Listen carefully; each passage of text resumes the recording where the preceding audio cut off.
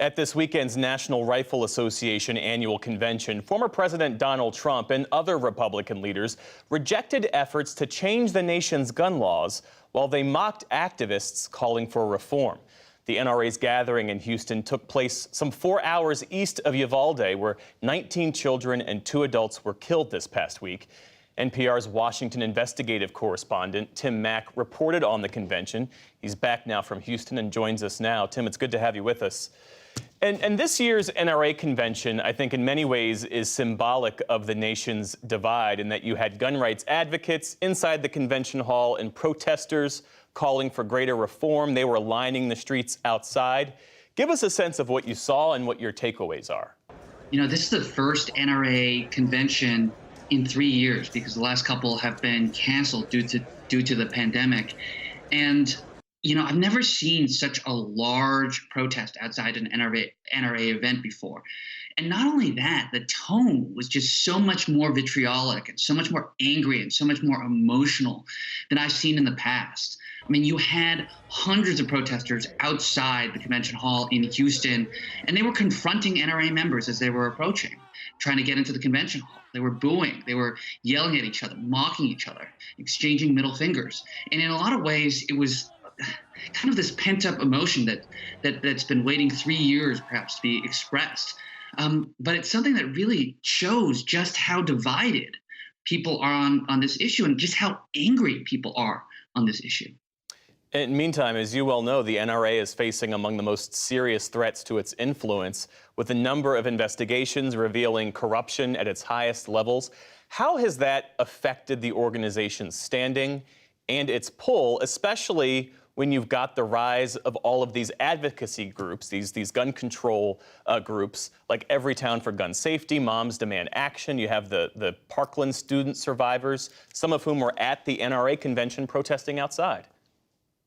It's remarkable. The NRA has been accused of, and there's been plenty of public evidence to back it up, tens of millions of dollars worth of mismanagement and misconduct, financial misconduct by executives and top leadership. And many of those people in the organization still remain in their jobs. I'm thinking, for example, of Wayne LaPierre, who's the CEO and executive vice president of the National Rifle Association. And he was speaking over the weekend at the NRA convention. He still remains the head of the National Rifle Association. And so the question is, what's their influence? And one of the big things that I've always tried to stress is that, you know, some folks think that the NRA is powerful because of money. And of course, money does help. But what really makes the NRA influential is its ability to mobilize millions of members on short notice when they need to work on a legislative issue, like now. You know, it wouldn't be surprising, for example, if the NRA got a lot more members over the last week because of this new talk about gun legislation. Well, let me ask you about that, because Senator Chris Murphy, the Democrat from Connecticut, who actually came to Congress representing Sandy Hook, he's leading this latest gun safety push on Capitol Hill. I want to play for you what he said on one of the Sunday shows this morning. Every single time after one of these mass shootings, there's talks in Washington and they never succeed. But there are more Republicans interested in talking about finding a path forward this time than I have ever seen since Sandy Hook. So let's talk about that, because these negotiations, as I understand it, they're in their infancy, and they're focused on red flag laws that would allow law enforcement to remove guns from people who are deemed to pose a threat to themselves or to others. And they're also focusing on expanding the background check system to screen gun sales. Those two very specific things. Is there enough support on the left and the right to sort of move forward on that? Or do you think, based on your years of reporting on this issue, that the NRA, that other gun lobbies will be able to wield their influence and stop progress on this?